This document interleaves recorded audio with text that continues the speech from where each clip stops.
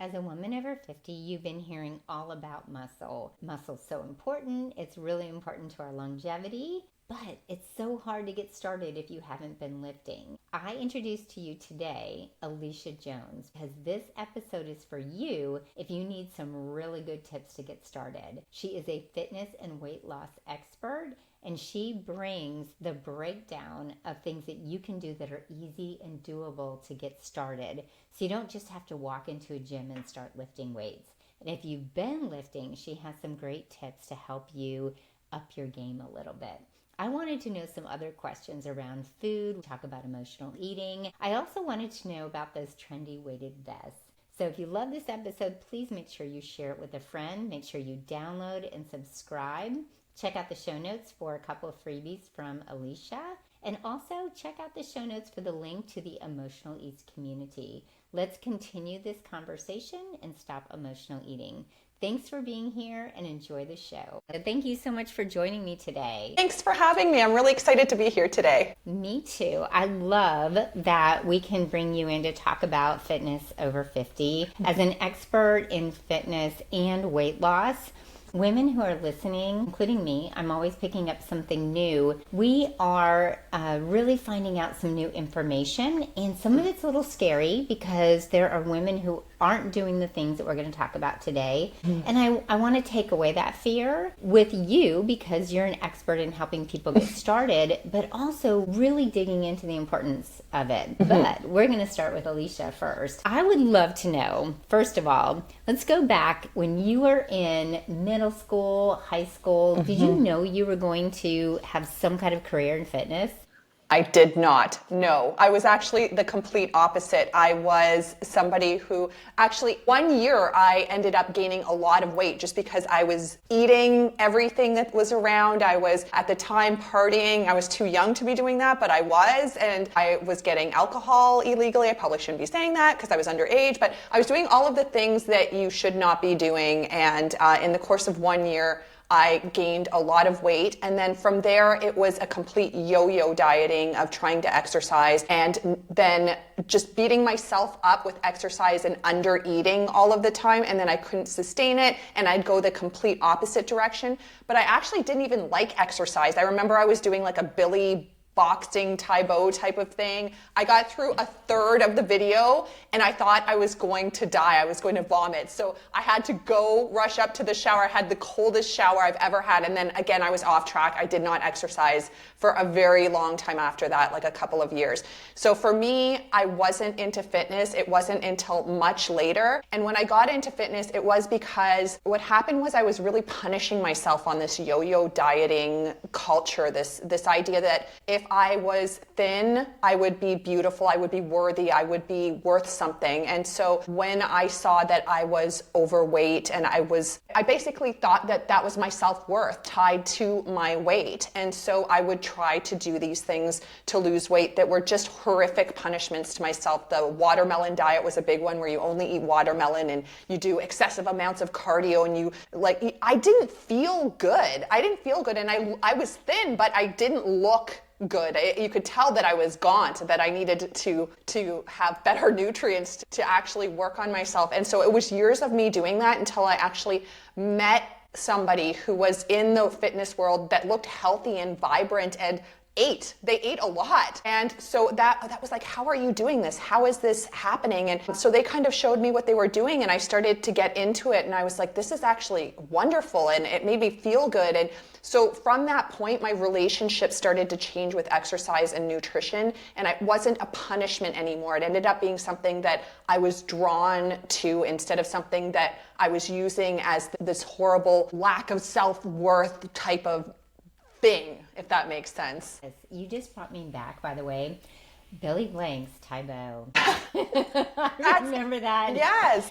Yes. I think like when CDs came out and VHS video came out with all these different things that we could do, I used to also watch on TV when I was younger. Body by Galad was on TV, and I would watch his little aerobic stuff every day. And you brought me back also to the grapefruit diet that I did. Yeah. So you did watermelon, I did grapefruit. My roommate at the time did baked potatoes because we worked in a restaurant where you got free baked potatoes. That was the only thing we were allowed to eat free. So that's all she would eat, and then she would eat the rest of the day. I am really super excited about something you said because I think so many women are going to resonate with this. I don't feel good about the feeling you had or other women have or I had, but I know that everyone felt that worth, thinness, skinniness, that is how we felt worthy. And we were fed that. And back then, it was magazines. It really wasn't social media. But everyone we saw in the magazines was tall and thin. And I really appreciate that you brought that up because from the beginning of I don't even know when it started first. I graduated 84 from high school. So I know somewhere in that stage, 80s, early 90s, we were fed this line, exactly what you just said, workout, workout, workout. I did aerobics at some point. I tried running. I ended up running a lot later, overrunning. And we were thought all we had to do was lose weight. Just calories in, calories out. That was it. Yeah. It was in the magazines, but it was also the narrative that we were, it's like, we need to be beautiful and that is a part of beauty. The dialogue between, if we were dating at the time, what other people were saying. So it was everywhere basically. And I think things are slowly starting to change, but we are still seeing that. And I'm so glad we're actually fighting back against that now. We're starting to be powerful as women. We're becoming empowered instead of powerless to this. So I think it's so wonderful that we're doing that. But yes, absolutely, it was the magazines that fed that, and I am glad that we are changing that slowly. And that is the power of social media. It can go one way or the other. You can curate your feed to see all the before and after six-pack abs type of pictures, or you can see normal, strong midlife bodies. So, yes. And we can get into that too. I am wondering too, how did you transition going through your phases into working with women over 50, because you are going against the grain with some women, trying to teach them something. We have been wired to think skinny is the way to be. Yes, yeah, and I'm actually in midlife because it starts in your 40s, and I'm 45 actually in next week. Next week's my birthday, yay! Yay, happy birthday. Thank you. So I'm definitely a part of the think skinny culture where it was about eat more, eat less, and move more. So I completely understand that. For me, it was that shift where I started to get into exercise because for mental health purposes, it was what I was always drawn towards. When I was going through some really tough times, I then found that exercise was this thing that did empower me, that did fill me with happy hormones, that made me feel really good. And so I was drawn to it, and I was in the fitness industry already before I started working just with women over 50. But for me, the big shift to just working with women over 50 was when my mother ended up at 72 being a huge marketing tactic for me. So what happened was, I'm actually going to go back, way back to before I even became into fitness. When I was growing up, my grandmother was the one who predominantly took care of me because my mom was a single mom, so she'd be off at work. And so my grandmother would be the one taking care of me, but throughout her life, she smoked. She was a nurse and she smoked, but she grew up in a time when smoking was considered very normal to smoke. And because she didn't really have this understanding that smoking was bad, she was doing it, the doctors were doing it, you're doing it in the hospital, you would smoke everywhere. And so my grandmother smoked her entire life. And by the time it came to taking care of me, she had COPD, she had cardiovascular disease, and she wasn't really able to take care of me. And so we had to have babysitters that came in at the same time as my grandmother was taking care of me. And for me, I just wanted my grandmother. I didn't want anyone else. That relationship's really special, and I loved her. I didn't want anyone else. I used to be very mean to the people that would come into the house to try and take care of me. She ended up passing away when I was about 15. But as my mother was getting older, I was already getting into fitness. She was around the same age as my grandmother. She was 72, and she was the complete opposite. She never really smoked. Well, she never smoked. She barely drank. She was healthy. She did her fitness, and she took care of what she was eating. And so this big event came, this big charity event to climb the CN Tower. And the CN Tower at the time was the second tallest structure. It had over 1,700 steps. I can't remember, like 144 flights of stairs type of thing. It was huge. And because it was a charity, I would ask my clients, who at that time I was gravitating towards women over 50, I asked them all, will you do this climb? It's for charity. And all of them said, no, we're too old. No, we're too old to be doing that. We're not going to do it. So I recruited my mother, who was 72, and I said, if she's 72, so can you. And so because of that moment, it was almost like, one, they had no choice. They had to do the CN Tower climb because, I was like, my mother is much older than you, and she's doing this. But at the same time, it was like I saw what was possible at that moment when you took care of your health, because she was around the same age my grandmother was. My mother was down that different path. She didn't smoke, she didn't drink, and now she was the marketing for this huge event of taking care of your health, that you're never too old. Whereas my grandmother, not knowing that smoking was bad for her, and she smoked her whole life, she had a very different outcome where she had to stay in bed a lot of the time instead of taking care of me. And so for me, it was that moment I was like, this is it. I just want to work with women over 50. I think what you're also saying is it's never too late to start. It is never too late to start. We had this preconceived notion of what old is, and that we at a certain point are not going to be able to do things, and we just give in and say, okay, that's why we need to travel now. We need to do it before we can't do it anymore, and all the different things we hear. And it's interesting because at 58, I could have told you 20 years ago, 30 years ago, that I thought 60 was death's door right there. Yeah, lots has there. changed. Yeah, exactly. And I do have to give a shout out to my dad. My dad is 83 and he's hiking every day, and it's the using it, not losing it, that I think really has kept him going. So yes. I'd love to jump in. This is so good because if I feel like muscle has been talked about so much in this over 50 crowd, but at the same time, every time a new client comes to me, I realize if you're not in that feed where it's just showing up, you don't know. And I really want to know the power of muscle. Why is this really the key to our longevity?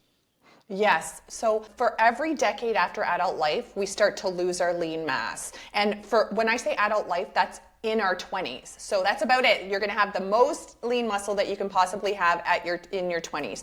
And then for every decade thereafter, you lose lean mass. And lean mass is in charge of not our quality of life, first of all. Like, think about it. Your legs are all lean mass. They're in charge of making sure you don't fall. They're lifting you up so you can go up a flight of stairs, that you can go from sitting to standing when you're on the couch, rising up, grabbing your groceries. Grocery bags weigh about 10 pounds, holding those grocery bags. So for quality of life, it's vital. But it's also important for bone density. Muscle pulls on bone and it creates demand on bone so that we can maintain our bone density. And especially for women, as we age, estrogen levels drop. We lose that ability to maintain our bone density and our heart health. Many people don't even know that, they understand that our heart is a muscle, but when you're doing weight training, for example, you're really pushing on that heart muscle and creating a stronger muscle as well. So cardiovascularly, it's also really important. It's also in charge of our metabolic rate. It's what keeps our metabolism higher. So for those that do want to lose weight, doing strength training or weight training is so important to keep that lean muscle, because even when we're sitting, we're burning more calories at rest, which is wonderful. So it's all around really important to maintain our lean muscle. I think too, the hormone health that we can have and the balance that we can have by having more muscle, I know that that's increased for me. And what do you think about blood sugar balance? Do you think that muscle helps us maintain or stabilize our blood sugar? Absolutely, yes. So when you have lean muscle, you also have something called glycogen stores. Glycogen stores are like the blood sugar in our muscles. So have more of those glycogen stores, we need to work on lean muscle, and we actually need to work on, I know this is going to scare some people, but you have to do fast twitch muscle, or like more intense, heavier lifting, or faster powerful lifting. And again, that doesn't mean that you're lifting a 100-pound barbell over your head or jumping up a flight of stairs, especially if you can't do impact. It just means for you, we need to find something that feels a little bit heavier. Maybe you're taking in a bag of dirt if you're a gardener, and those bags of dirt weighs a lot more than just a standard grocery bag that's 10 pounds. So things like that, you need to have a little bit more demand to do that, and then you're going to have more of those glycogen stores. Also, you'll need more of that glucose in order to really fuel your muscle as well. Absolutely helps with blood sugar. Love that. So muscle is really important as we age, and I think that's one of the big takeaways today. I also want to talk about the experience of getting started with that weight training. I'm going to tell you a little story. This is really funny. I was a cocktail waitress in college. And this woman that I worked with, she was only a couple of years older than me, but she seemed older and wiser. You know, I kind of looked up to her. She was the first woman, because we had to wear these little cocktail dresses. They were awful. And I could see like her legs and her arms. And we were in Virginia. It was summer. And she was the first woman that I saw that had a lot of muscle on her. And so back then, because now we really like that, but back then, it was, again, the 80s, so men would be like, oh, she's got too much muscle, she looks like a man. And I was looking at it like, wow, I've never seen anything like this. So I asked her, what do you do? How do you get the muscle? She said, well, come with me to the gym. So mind you, all I've done is aerobics and running before. I have not lifted a weight unless it is my groceries, or back then when I drank milk, a gallon of milk. So I go to the gym with her. It's me and her and 500 big old guys in there. This is a Gold's Gym back then. And she had me doing leg day with her for the first day. And I did her leg day. And I didn't lift as much. But what happened to me, as you can imagine, because I can tell by the look on your face, if you're not on YouTube, you should have that look like, I know what's going on here. I could not go up and down the stairs. I could not get on, and then I couldn't get off the toilet. I was going to say the toilet. It was so bad. I was so incredibly sore. So you can imagine that I never went back. I was done. For years, I was done with weightlifting. So when women hear about lifting heavy weights, they really struggle to imagine themselves in that situation in a gym. So how do you help women, one, just overcome that part of the stigma, and then actually get started, literally just lift anything to get started? Yeah. Well, and okay, before I even answer that, there's a lot to unpack in what you just said in your story. First off, it seems very similar to mine, where I met somebody that ended up weight training, and they showed me how to eat healthier. But for me, it was very different. They gave me a plan. They said, okay, you go do this on your own. And it was because I was like, okay, I get to do this on my own. I got to choose my weight size, and I didn't choose very heavy. I didn't have somebody telling me to lift this very heavy weight. But the other thing was the gym experience that you're explaining, because that alone is a reason. Like, it's so intimidating. It's so, even now, if I go into a gym, unless it's the right ambiance of gym, it still has that feel where you've got some grunting men in the corner, and those people that are fluffing their chests out, and are wearing full makeup and like bikinis, and I'm like, okay, this is a little bit too much for me. Which is why I say, if you're just getting started, you can always start at home. It can start very slowly at a weight size that feels heavy and doable for you. And when I say that, what I mean is, if right now getting from seated to standing feels hard for you, then maybe instead of just doing it once, getting up from your seat and going into the next room, you do it twice, or you do it 3 times, or find that point where you're like, okay, I've done 10, and after that 10, I'm done. Like, I can start to feel it, and work on where you're at right now. From there, you can build on, and you can build on slowly. And you should definitely be able to go to the bathroom afterwards. You should feel like you've done a little bit of something, but you definitely should feel like you can go to the bathroom or walk up a flight of stairs. So that's where I'd start. Yes, I love that. Just getting started. And I think so many people don't believe that they can work out at home. What we did, and this is before the pandemic and everybody was locked down and everything went up in price. But we went to thrift stores and my husband and I collected weights of every size and created our own gym, not knowing all of that was going to happen. But you can, if someone can train you first, you can do it at home. And I love that. Just starting, if you just need to start by getting up and down out of a chair, that is a great way to start the squat. It's amazing. Yeah, and then another thing is that, there's this intimidation about lifting heavy, but I would never work with somebody and say, you're going to lift heavy right now, and that's where we're starting. Because we'd end up with a situation like you had, for example, where after that, you don't ever want to go back. Your body needs to adapt to what you're doing. So I like to do something called periodization. Periodization is where you take like certain rep range, so high reps, for example, high repetitions, and light weight. You learn the foundational movements. You learn form really well, and the weight is light. And then from there, you cycle yourself through lighter and heavier cycles. And these cycles allow you to adapt. And especially as we age, it's really important to have this adaptation and to have some rest and recovery time in between, because we don't recover as well. So like taking off a couple of days in between your workout is more than fine. It's excellent. Do that. That's the time you repair, recover, and become stronger. So if all you do when you first start is very light weights, you learn the form first, and you do that 2 to 3 times a week, that's all you need. And I think people think they are supposed to work out every single day. They have to get in this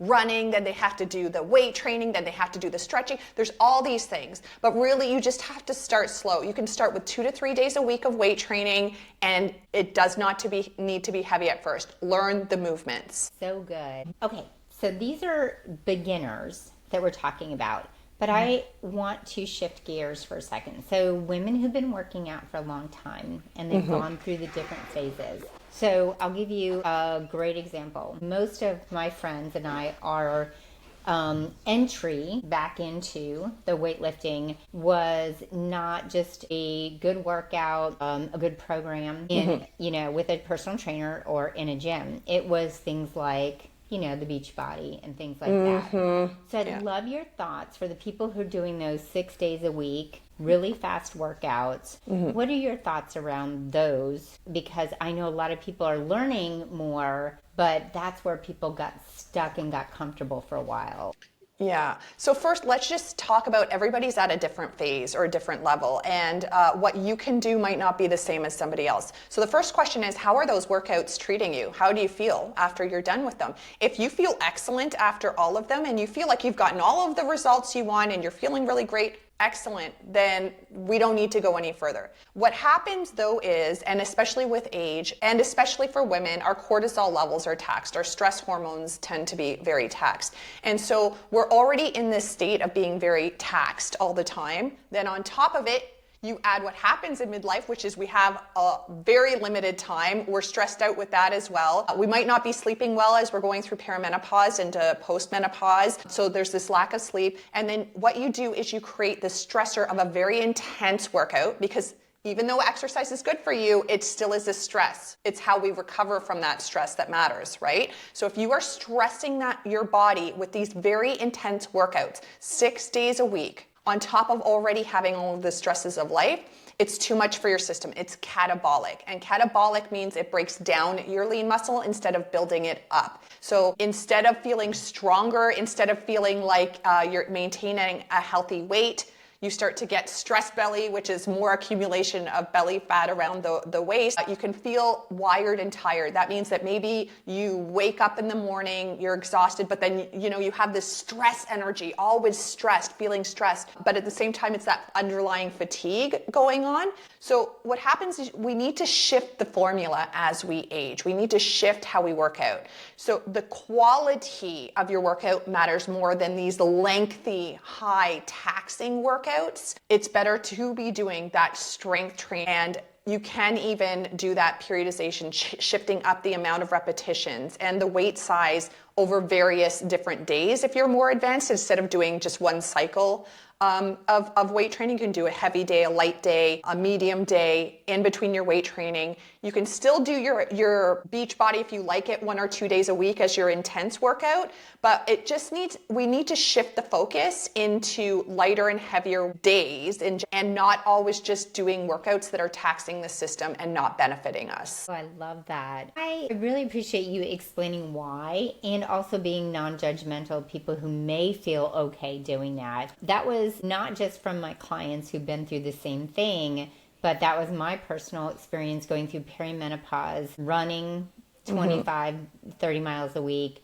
doing Beachbody, thyroid, everything really was shot out at that point. And I now know I can look back and understand it a little bit more. But when I changed over and really started just lifting 3 to 4 days a week with a break in between, I stopped, by the way, we're going to talk about this, but I stopped focusing on the scale because that was not helping me at all mentally or emotionally, and started doing the in-body scans instead. Because when I focused on muscle and strength, I found that I was happier regardless of my body size or weight.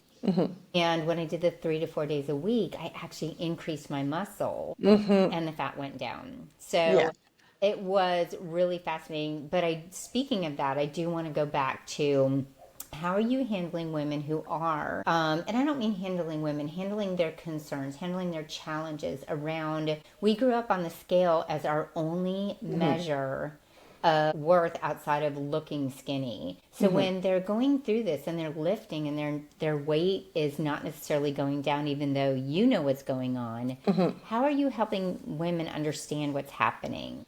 Yeah. So first, I'm going to be transparent. In my programs, I do ask people to weigh themselves and do their measurements as well. But what happens is, if you have very little weight to lose in general, and when I say weight, I mean body fat. If you have very little body fat to use, I highly suggest you only use a waist measurement, because a waist measurement is more accurate for what's actually going on with fat mass. And that is if you don't have a scale, like you have a scale that reads everything. I'm just talking about if you want something that's simple, just get a tape measure, and then you can do your waist measurement, because it's very easy to find out what's going on with you with your waist size. So I do use it, but it's more for individuals that have a lot of weight to lose, and they really want to use that as a tool in the toolbox. They don't have a negative relationship with the scale. If you have a negative relationship with the scale, where you cannot be objective and just say, this is a number, and now I know what's going on. And not only that, you can weigh yourself 1 time a week or 1 time every 4 weeks. If you're not at that point, then using a scale absolutely is not going to help you.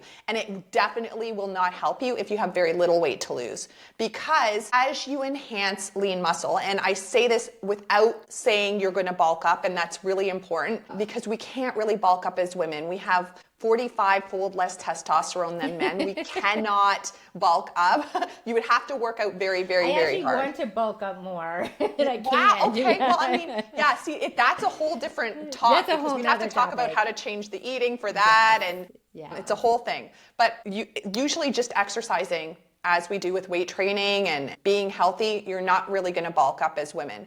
But 1 pound of lean mass, it's denser, which means it's more compact than 1 pound of fat, which means we could lose a lot of inches. But as we lose that pound of fat to that enhancement of 1 pound of lean mass, the scale might not move at all. And for some people, the scale might actually go up if you're enhancing more at a faster rate than if you were to lose your fat, or if you're enhancing more lean muscle over time. So the scale may not be accurate, and it's better to use something like a waist measurement instead, or your scale that you have, the biometric. Waist measurement, though, because that's another tool. I love how you said tool in the toolbox. We don't need just one. We can look at all different things. And somebody at the gym mentioned that they would hold up, if you're on YouTube, you can see this. I'm holding up both my hands if you're only listening to audio.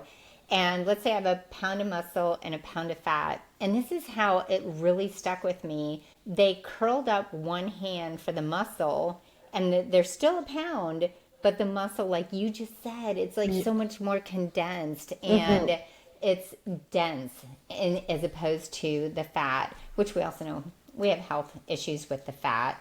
And I just want to ask too, how do you feel about on the days off walking? Do you feel like it has to be more intense? What do we do when we're not lifting? So for days off, again, it depends on your level, where you're at. If you're just getting started, go for a stroll, have a good time with it. Just relax and enjoy the weather. Go for your hike, or, do whatever you would normally do, walk the dog, or, whatever you feel like doing, go for it. If you're advanced, that also depends on how intense the workout was the day before. So I am someone that still runs. I don't run 5 days a week anymore, but I do run. I run in like 3 days a week. And depending on what workout I did the day before, or that morning, if I'm doing a split day, which is a whole other topic, I do like a light run where I'm just gentle jogging, but I'm doing that for my mental health. I'm not doing that because I'm trying to lose weight with it. I'm not doing that because I'm trying to punish myself. I'm doing that because for me, it really helps with anxiety and feelings of depression. It helps me with my hormone levels for myself, as long as I don't overdo it. When I start to go over 3 days at this point, that's when things shift and I kind of overtrain and feel more anxious. Thank you for bringing that up, because as a running lover, I was very confused at first when we really got into this phase. And a couple of years ago, I was really switching over to heavier lifting, trying to figure out where that fit in. And I had to take that out. Exactly what you said, take it out. It's not a fat loss tool anymore. It's more of a mental health tool. And it's something I enjoy. Walking, new phase trend is weighted vests. What are your thoughts on the weighted vest? Because we see that online all the time right now. We see that, and we see that a lot of talking about zone 2 training as well, which I'm going to pair with weighted vests, because it's like you're being told to walk. If you have a weighted vest on, you're going to feel that extra weight on you, so it's going to help with bone density, I guess, is the premise with this. And you're keeping your heart rate at a low, which helps with fat oxidation, which ladies already, as women, we oxidize fat better. It doesn't mean that we lose a lot of fat, but we oxidize it. We're using it as energy source, and we do that really easily. So we don't need to worry about that. As for the weighted vest, personally, unless that weighted vest is very heavy, where after a certain amount of steps, let's say 10 steps, 15 steps, it's so heavy that you need to take it off, it's not really helping with the demand. It's not really doing much. The way that weight training works is that there needs to be a stimulus that creates some sort of tension or stress on the muscle and the bone in order for your body to afterwards, after the exercise is done,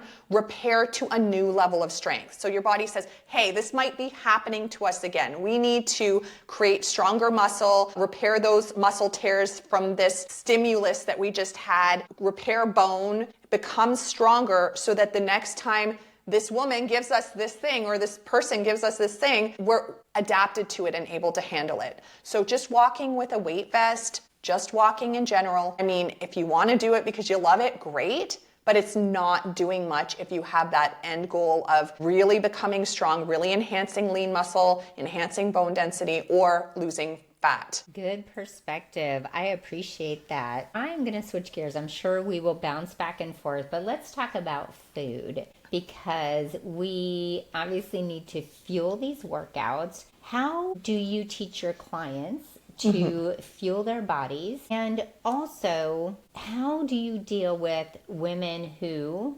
have struggles with food and letting go of some of the food that we love that may be emotionally feeding us, not just feeding us? I'd love to know your perspective on that and how you work with your clients on it. Yeah. So I am a science gal. That's my background. I have a degree in kinesiology. This is something that even to this day I can sit down and geek out on all of the newest studies that have come out and really dive deep into all of the analytics and the metrics of things. For me, what I do with my clients is I take the science and I blend it to them and their lifestyle. And that is kind of this harmony of where both sides come in.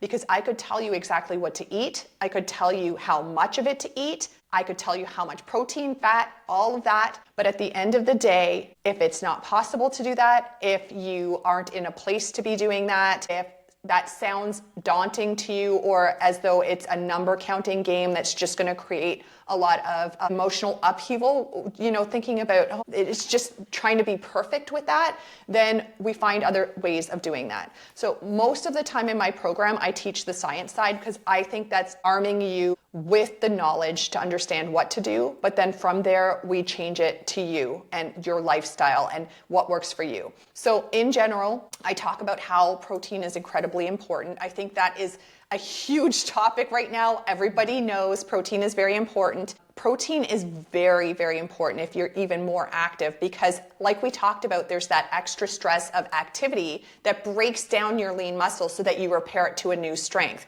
So we really need to have protein in there. But if knowing the exact macronutrient numbers is something that you're not in a place to do, just try and get protein at every meal. Whether that is, you're still having cereal in the morning, but you decide to have it with soy milk, which is a higher protein than coconut milk or almond milk, or you have it with milk because you have no problems with milk. Do something like that to get in a little bit of protein. At your next meal at lunch, make sure there's protein in that meal, and the same with dinner. So it's more about being mindful about what your plate looks like and how it's fueling you, not only you, but your muscle. So how is it working for you? So good. So if women are struggling and they're saying, hey, I can hit my protein goals, which, by the way, is challenging. Are you still recommending also the gram per pound of body weight for the protein? No, I do. It really depends on your age. So in my program, we go through exact for your age. Actually, I have a free handout as well if you want me to give you that. So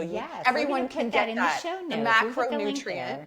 Yes, yeah. So it changes depending on your activity level and your age. So you're at one point, basically from 50 to 64, if you're being exact, which of course, I mean, things aren't always exact, but if you're 64 and almost 65 years old, there's one set of protein ranges for you. But if you are 65 plus, you need even more. So it really, and then again, it depends on your activity level. So it's anywhere from 1 to 1.5 grams of protein per kilogram of body weight, not per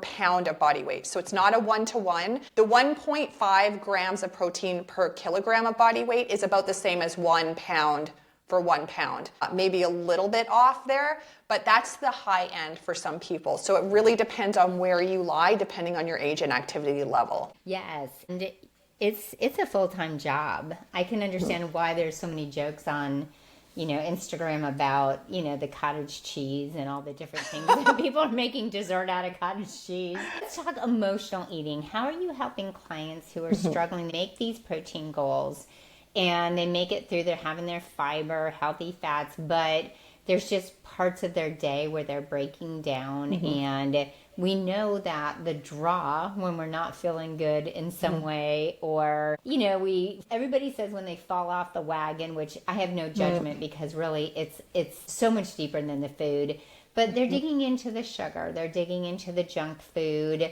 How do you help them have a perspective on that that's healthy but not so restrictive? Yeah. So the mindset piece is a big piece of it. And again, in my groups, we end up talking about it mostly in the support seats. But in phase 3, after we've done a lot of the other stuff, we talk as well about mindset. So there are 2 big things that we need to discuss. First, that eating at nighttime, what ends up happening for a lot of people is they're banking on willpower, which is not possible at night. Willpower is a cognitive process. It takes mind power. That's why you wake up in the morning, you look in the mirror and you say, today's the day I'm going to eat well. And at the beginning, you're eating well. You're hitting all of the numbers, or you're doing whatever, you're eating the healthy foods. Everything is great until more and more of your decisions are made. Because every time you make a decision, you are wearing down that cognitive process, that ability to use willpower later on. So what happens at home, you get home,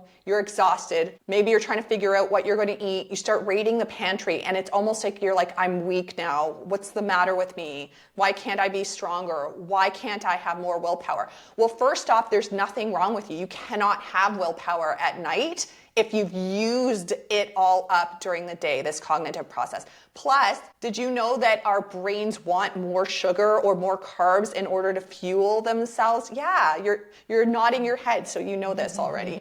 We need carbs in order to kind of give us more brain power, that cognition. So that's a lot of reasons why people tend to want the sugars or the carbs to try and get that brain fueled again, which is also really common. So I think the first thing is just accepting that you cannot rely on willpower. It's not possible. So there are other strategies that you can use depending on what's going on with you. The other thing that I really like to do is give people the 5-minute window. So instead of saying, I can or I can't have this, trying to negotiate with yourself, is it possible to have this thing or not? You, again, trying to negotiate with willpower, with something that you don't have at that moment. So give yourself permission to eat whatever the heck you want. But before you do that, you have to put on a timer for 5 minutes and either journal or I still get a lot of resistance with journaling. Like people are like, I really don't want to journal. Okay, well, you need to have a conversation with yourself then for 5 minutes, asking yourself, why do I really want this food? Is it that I'm actually hungry? Is it a craving? Is it emotional? What's going on? And journal about that or think about that for 5 minutes. At the end of the 5 minutes, if you really want that food, then have it. Have the food, and then I really like to get people to journal after that as well. How did that food make you feel? How did it make you, so did it fulfill what it was supposed to do? So for example, I get many people that feel really stressed and they take this 5 minutes and they're like, I hate my boss. I'm so stressed out, this, that, and the other. And then they feel a lot better after they've done that. They look at the food and sometimes they say, yeah, I still want that food. They eat it anyways. And then they're like, well, I feel guilty now, or I feel upset, or I feel like I didn't need that food. So when you start to write this all down, what you really get to do is start to see the patterns. What's happening, why you're eating those foods. Is it really just lack of willpower? What is going on? And from there, that's when you can start to shift what you're doing and have a game plan based on that. My favorite thing that you said was you have permission to eat it. Whether you say yes or no, just give yourself the 5 minutes. Mm-hmm. That is powerful. And it's so good because I also, by the way, my clients resist journaling except for a couple of them. So I understand. I get it. And it's hard, especially in the moment when you're going through something. So that's so good. I have my clients also just walk around the house during that time so that they can, have that bilateral kind of movement going on too and processing a little bit of whatever might be going on. But the other thing that you said that is so important is if they have the food, what did it give them? Was it fulfilling? Did it really take care of the original issue that they might have had? And if they had the food and really enjoyed it, that's amazing. That's wonderful. But if they really didn't, then we know that if we eat something mindlessly and you say, oh my gosh, I didn't even know I was halfway through that sleeve of cookies. I didn't even enjoy them. And if you can enjoy them, at least you got something out of it and you were mindful. And probably eating less, right? Yeah. So, and I love what you said about eating mindlessly, because it is very easy for us to have that habit. You come home, you raid the pantry, you eat the cookies. You don't think about it. There's no moment to just reflect or to breathe or to figure out whether it's this thing that you actually want. So giving yourself even a couple of minutes before you decide to eat whatever it is, just brings that mindfulness into it. Oh, so good. I was telling the listeners on a couple other episodes that before getting into holistic nutrition and emotional eating coaching, I was a high school math teacher, and it was kind of stressful taking care of 100 kids during the day, teenagers, then coming home to 4 of them. So I would walk in the door, and I had this actual habit. I would put my bag down in the exact same place every day. I would go straight to the pantry. And for some reason, even though I'm a sweets girl and I love chocolate and peanut butter, the blue corn chips were calling to me. And I realized that change of state, just something to change the state that I was in, the stress, the driving home, and an hour commute. And so what I realized is all I had to do to change that was not walk in the same place, not put my bag down, not do everything exactly the same way.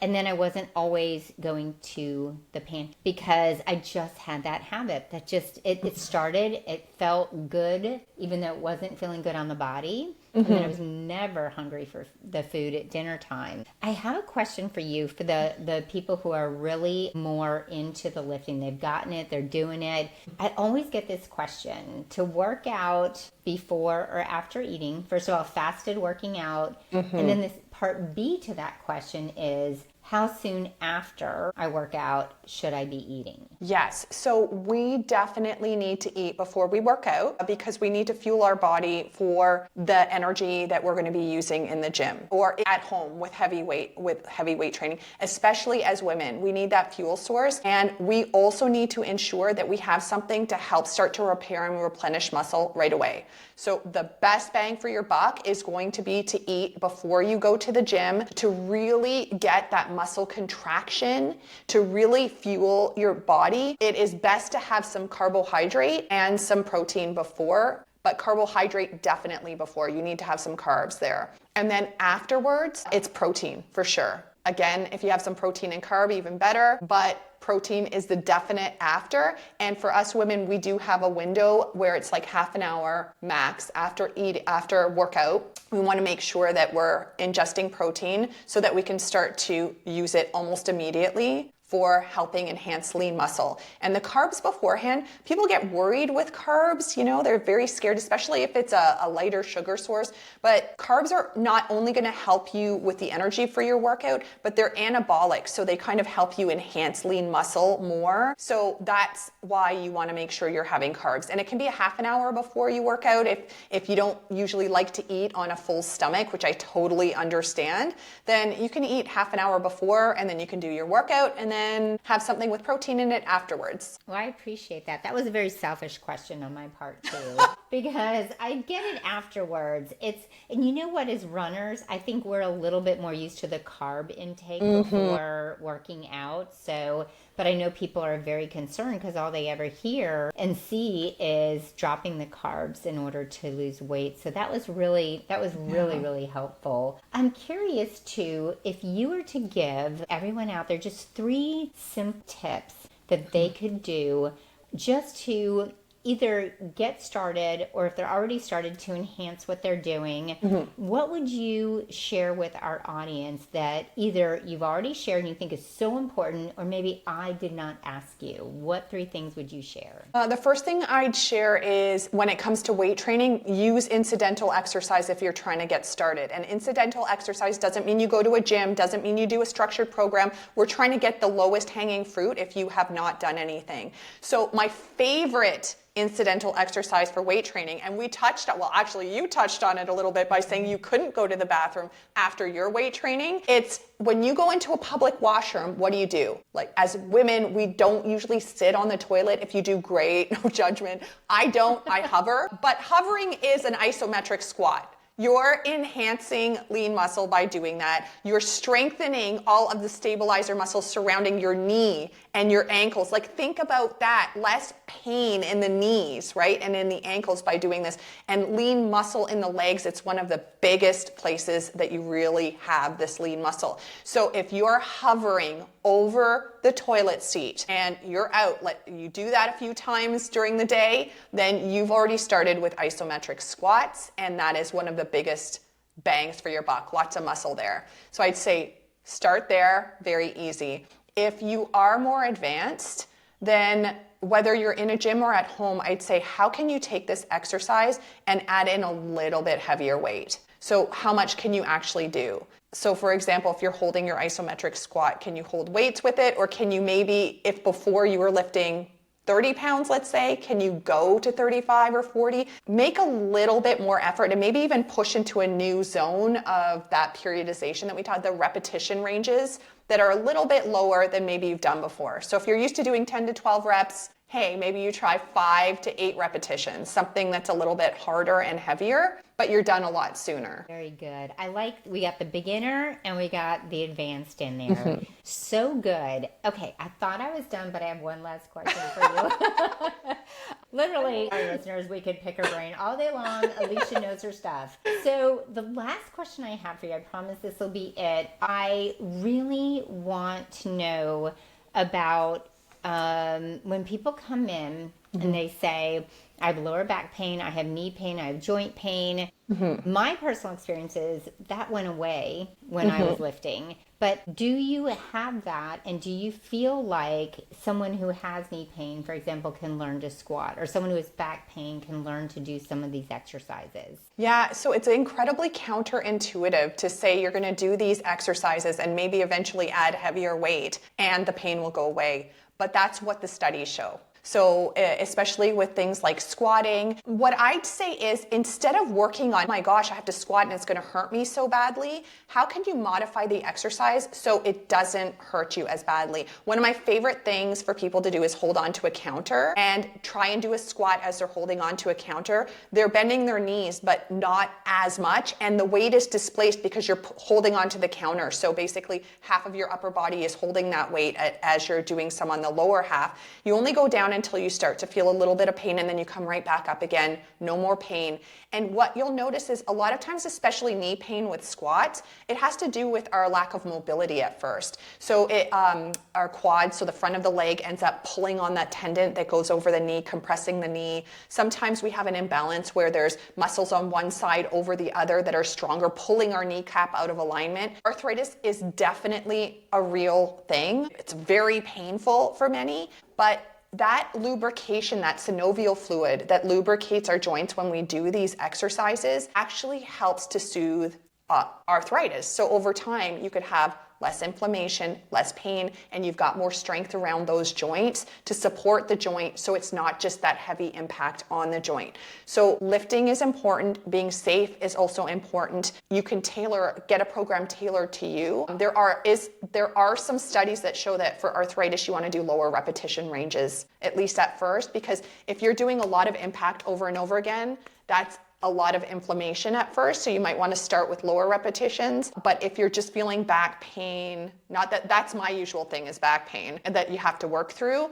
then lifting heavier weights, even at a 12 to 15 range, can absolutely help. And on those off days, if you are one of those people, it's like, I do have to do something every day and it feels good to do something, then rehabilitative exercises for those areas that have been bothering you can really help. So cat-cows for your back. For your knees, you just do some leg extensions, no weight at all, or some stretching for that area. There's so much that you can do. Frozen shoulders, another one I hear a lot, especially over 50. There are certain rehabilitation exercises you can do without using any equipment, just a broom, for example, lying down and trying to lift that broom over your head. So there's a whole bunch of things that you can do on your off-weight training days that are also going to help with weight training, but it is very beneficial to eventually get to that point where you can lift. Thank you. So we snuck in a couple more tips there, and thank you for mentioning rehabilitative exercises and mobility, because that's a whole nother piece of this. And when someone's working with you as a professional, you know how to work that in to make sure they can get the most out of that workout.